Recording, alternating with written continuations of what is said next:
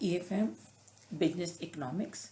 इसमें हम चैप्टर पढ़ रहे थे दीर्घकाल में उत्पादन फलन या पैमाने के प्रतिफल, लॉन्ग टर्म प्रोडक्शन फंक्शन और रिटर्न टू स्केल। इसके पिछले वीडियो में हम पढ़ चुके थे ईसो प्रोडक्ट कर्व के बारे में और आज हम पढ़ेंगे पैमाने के प्रतिफल, रिटर्न्स टू स्केल। उत्पादन के सभी साधनों में समान अनुपात में परिवर्तन करने से उत्पादन में जो परिवर्तन होता है उन्हें पैमाने के प्रतिफल के नाम से जाना जाता है। उत्पादन के सभी साधनों में परिवर्तन हम केवल दीर्घकाल में ही कर सकते हैं, अतः जो पैमाने के प्रतिफल का जो संबंध है वो दीर्घकालीन उत्पादन फलन से होता है। पैमाने के प्रतिफल भी तीन प्रकार के होते हैं। फर्स्ट, पैमाने के बढ़ते प्रतिफल। जब हम उत्पादन के साधनों में जिस अनुपात में परिवर्तन करेंगे उससे यदि अधिक अनुपात में उत्पादन में वृद्धि होती है तो उसे हम पैमाने के बढ़ते प्रतिफल के नाम से पुकारते हैं। एग्जाम्पल के लिए, यदि हम उत्पादन के सभी साधनों को डबल कर दें और हमारा प्रोडक्शन भी यदि डबल हो जाए तो इसे हम पैमाने के बढ़ते प्रतिफल के नाम से पुकारते हैं। दूसरे जो प्रकार होता है पैमाने के प्रतिफल का वह है पैमाने के स्थिर प्रतिफल या पैमाने के समता प्रतिफल। पैमाने के समता प्रतिफल ये कौन से होते हैं? यदि उत्पादन के साधनों में जिस अनुपात में हम परिवर्तन करते हैं उसी अनुपात में यदि उत्पादन में परिवर्तन होता है तो उसे पैमाने का स्थिर प्रतिफल कहा जाता है। एग्जाम्पल के लिए, यदि हम सभी साधनों को डबल कर दें और उत्पादन भी हमारा डबल हो जाए तो यह पैमाने का स्थिर प्रतिफल कहलाएगा। जैसे कि मान लीजिए हमने उत्पादन को 4 गुना किया, हमने जितने भी साधन है उनको हमने 4 गुना किया और हमारा उत्पादन भी 4 गुना हो गया, या हमने साधनों को 10% बढ़ाया और हमारा उत्पादन भी 10% बढ़ गया, तो यह पैमाने का स्थिर प्रतिफल कहलाएगा। तीसरा इसकी जो कैटेगरी है वो है पैमाने के घटते प्रतिफल। ये वो स्थिति होती है कि जब उत्पादन के साधनों में जिस अनुपात में वृद्धि की जाती है उससे कम अनुपात में यदि उत्पादन में वृद्धि होती है तो उसे हम पैमाने के घटते प्रतिफल कहते हैं। जैसा कि नाम से क्लियर है, पैमाने के घटते प्रतिफल। फॉर एग्जाम्पल, यदि हम उत्पादन के साधनों को डबल कर दें और उत्पादन यदि डबल से भी कम होता है तो इसे हम पैमाने का घटता प्रतिफल कहेंगे। और इस जो पैमाने के प्रतिफल है इसको हम ईसो प्रोडक्ट कर्व की सहायता से क्लियर करेंगे, जिसे कि हम पिछले वीडियो में क्लियर कर चुके हैं। अब फर्स्ट टेस्ट का डिटेल पढ़ेंगे हम, पैमाने के बढ़ते प्रतिफल, इंक्रीजिंग रिटर्न टू स्केल। जब किसी विस्तार पथ पर उत्पादन में समान वृद्धि बताने वाली समोत्पत्ति वक्रों के मध्य दूरी कम होती चली जाती है तो यह पैमाने के बढ़ प्रतिफल की स्थिति होती है। ये हमें क्या बताती है? ये हमें बताती है कि उत्पादन में समान अनुपात में वृद्धि करने के लिए साधनों में उससे कम अनुपात में वृद्धि करनी होगी। कि जिस अनुपात में हमें उत्पादन बढ़ाना है उससे कम अनुपात में यदि हम साधनों में वृद्धि करनी होगी तो ऐसी स्थिति कहलाती है पैमाने के बढ़ते प्रतिफल की, जिसे हम एक डायग्राम से देख सकते हैं। डायग्राम जिसमें कि ओ एक्सिस पर श्रम दिखाया गया है और ओ वाई एक्सिस पर पूंजी या कैपिटल दिखाई गई है। इसी के साथ साथ यहाँ पर 5, 10, 15 और 20 इकाइयों को प्रकट करने वाली जो समोत्पत्ति वक्र रेखाएं भी बताई गई हैं। इस विस्तार पथ पर यदि हम देखें तो जैसे जैसे हम आगे बढ़ते जाएंगे वैसे वैसे जो समोत्पत्ति वक्रों में जो अंतर है या दूरी है वो घटती चली जाती है। यहाँ पर हम देख रहे हैं कि BC less than AB, BC जो है वो AB से छोटा है और CD लेस देन BC, जो CD है वो BC से छोटा है। ऐसा क्यों होता है? ऐसा इसलिए होता है कि जब फर्म पैमाने का विस्तार करती है तो उसे अनेक प्रकार की जो मितव्ययता है या बचतें हैं वो प्राप्त होने लगती हैं और इससे उत्पादन में उसको समान वृद्धि करने के लिए श्रम और पूंजी की कम मात्रा में वृद्धि करने की आवश्यकता होती है। तो इसे हम कहेंगे पैमाने के बढ़ते प्रतिफल। अब हम ये पढ़ेंगे कि ऐसा क्यों होता है कि किसी बिजनेस में शुरू के अंतर्गत पैमाने के बढ़ते प्रतिफल लागू हो जाते हैं। तो हेडिंग है हमारा पैमाने के बढ़ते प्रतिफल के लागू होने के कारण, reasons for application of increasing return to scale. सबसे पहला जो कारण है वो पैमाने के बढ़ते प्रतिफल का, वो है अविभाज्यताएं या इंडिविजिबिलिटीज। ये आप सभी को मालूम है कि हमारे उत्पादन के बहुत सारे ऐसे साधन हैं जो कि अविभाज्य होते हैं। अविभाज्य का मतलब है कि जिसे कि हम छोटे छोटे टुकड़ों में नहीं बांट सकते हैं।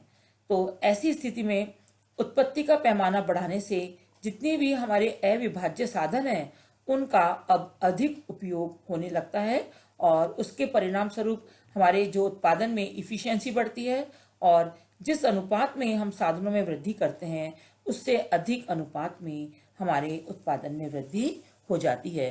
तो सबसे बड़ा कारण तो साधनों की अविभाज्यता है। दूसरा सबसे बड़ा कारण है पैमाने के प्रतिफल लागू होने का, वो है इसमें आकार की कुशलता। आकार की कुशलता या डायमेंशनल इफिशियंसी।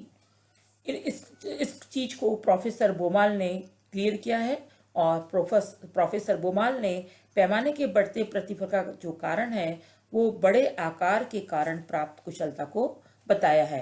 उन्होंने इसको एक एग्जाम्पल के द्वारा क्लियर किया है और उन्होंने बताया कि जैसे कि हम किसी एक तेल पाइप है और उसके घेरे को दुगना बढ़ा दें तो उससे क्या होगा, जो हमारा तेल है वो दुगने से भी ज्यादा तेज गति से उस पाइप में से निकलने लगता है। और ये ऐसा क्यों होता है? ये आकार की कुशलता के कारण ही होता है जो उत्पत्ति का पैमाना बढ़ाकर प्राप्त की जा सकती है। अतः हम कह सकते हैं कि पूंजी और संपत्तियों में एक सीमा तक जिस अनुपात में विनियोग में वृद्धि की जाती है उससे अधिक अनुपात में उत्पादन कुशलता बढ़ती है और उत्पादन हमारा बढ़ने लगता है। तीसरा जो इसका पैमाने के बढ़ते प्रतिफल का के लागू होने का जो कारण है वो है विशिष्टीकरण के लाभ, एडवांटेजेस ऑफ स्पेशलाइजेशन। हम उत्पादन का पैमाना बढ़ाकर उत्पादन कार्य में विशिष्टीकरण को भी अपना लेते हैं और विशिष्टीकरण को अपनाने से क्या होता है कि विशिष्ट कार्य के लिए विशिष्ट प्रक्रिया को अपनाया जाता है और इसी के साथ साथ श्रम विभाजन और विशिष्टीकरण करके हम श्रम विभाजन के द्वारा श्रमिक को उसकी योग्यता के अनुसार ही काम देते हैं, जिससे कि साधनों की कुशलता पहले की अपेक्षा तेज गति से बढ़ने लगती है। चौथा जो इसका कारण है वो है आंतरिक और बाहरी बचतें। जब हम उत्पादन का पैमाना बढ़ा लेते हैं तो इससे हमें अनेक प्रकार की जो आंतरिक और बाहरी बचतें हैं वो भी प्राप्त होने लगती हैं और इन बचतों के कारण भी हमारी जो पर यूनिट प्रोडक्शन कॉस्ट है वो घट जाती है और उत्पादन हमें बढ़ने लगता है। अब हम देखेंगे कि आंतरिक बचतें कौन सी होती हैं और बाहरी बचतें कौन सी होती हैं। आंतरिक बचतें वो बचतें होती हैं जो किसी फर्म को उसकी आंतरिक कुशलता या श्रेष्ठ प्रबंध के कारण प्राप्त होती हैं। और बाहरी बचतें, ये बाहरी बचतें वो बचतें होती हैं जो एक उद्योग में लगी सभी फर्मों को समान रूप से प्राप्त होती हैं और इनका संबंध फर्म के आंतरिक प्रबंध से नहीं होता बल्कि इनका जो संबंध है वो एक ही स्थान पर अनेक औद्योगिक इकाइयों की स्थापना से होता है और जिसमें केंद्रीयकरण के लाभ मुख्य रूप से इसमें सम्मिलित होते हैं। तो इस प्रकार से आंतरिक और बाहरी बचतें भी हैं जिसकी वजह से भी पैमाने के बढ़ते प्रतिफल लागू हो जाते हैं। अब हम नेक्स्ट पढ़ेंगे इसमें पैमाने के स्थिर प्रतिफल, कांस्टेंट रिटर्न्स टू स्केल। पैमाने के स्थिर प्रतिफल क्या होते हैं? जिस अनुपात में साधन बढ़ाए जाते हैं उसी अनुपात में यदि उत्पादन में वृद्धि होती है तो उसे पैमाने के स्थिर प्रतिफल कहा जाता है। पैमाने का स्थिर प्रतिफल की स्थिति उस समय लागू होती है जब उत्पत्ति का पैमाना बढ़ाने पर भी साधनों के प्रयोग की कुशलता पर कोई प्रभाव नहीं पड़ता है। ये लाभ उन फर्मों को प्राप्त होता है जो ऐसे उद्योग में लगी हुई हैं जिनमें साधनों के विशिष्टीकरण के लाभ या तो कम प्राप्त होते हैं अथवा लाभों को उत्पादन के निम्न स्तर तक ही प्राप्त किया जा सकता है। इसको हम इस डायग्राम के माध्यम से देख सकते हैं जहां पर ईसो प्रोडक्ट कर्व की सहायता से ये डायग्राम बनाया हुआ है। यदि हम इस डायग्राम में क्या देख रहे हैं कि यहाँ पर रेखा चित्र में 3 सीधी रेखाएं हैं जो कि मूल बिंदु जो O से शुरू हो रही हैं, OR, OP और OQ हैं। यहाँ पर हमने OX एक्सिस पर श्रम को लिया है और वो OY एक्सिस पर हमने पूंजी को लिया है। यहाँ पर हम देख रहे हैं कि इन रेखाओं पर विभिन्न समोत्पत्ति वक्र बने हुए हैं जो कि उत्पादन की 5 इकाइयां और उत्पादन की 10, 15 और 20 इकाइयों को व्यक्त कर रहे हैं। और इनके मध्य हम क्या देख रहे हैं कि इनके मध्य जो दूरी है वो एकदम से समान है। यदि हम ओपी रेखा पर देखें तो हम क्या देखेंगे कि ओपी रेखा पर जो ए बी बराबर बी सी और बी सी बराबर सी डी। इसी प्रकार से यदि हम ओ आर रेखा पर देखें तो हम देखेंगे वहां पर A2B2 बराबर B2BC, B2C2 बराबर C2D2। इसी प्रकार से यदि हम OQ रेखा पर देखें तो हम देखेंगे कि वहां पर A1B1 बराबर B1C1 बराबर C1D1। तो इस प्रकार से जो विभिन्न समोत्पत्ति वक्र हैं उनके मध्य ये समान दूरी यह प्रकट करती है कि साधनों के जिस अनुपात में हम वृद्धि करेंगे उसी अनुपात में उत्पादन में वृद्धि होगी। अतः ये पैमाने के स्थिर प्रतिफल की स्थिति होती है। तो यहाँ पर हमने पैमाने के जो प्रतिफल हैं उसमें से 2 प्रकार का अध्ययन किया, पैमाने के बढ़ते प्रतिफल और पैमाने के स्थिर प्रतिफल। और पैमाने के घटते प्रतिफल का हम नेक्स्ट वीडियो में अध्ययन करेंगे।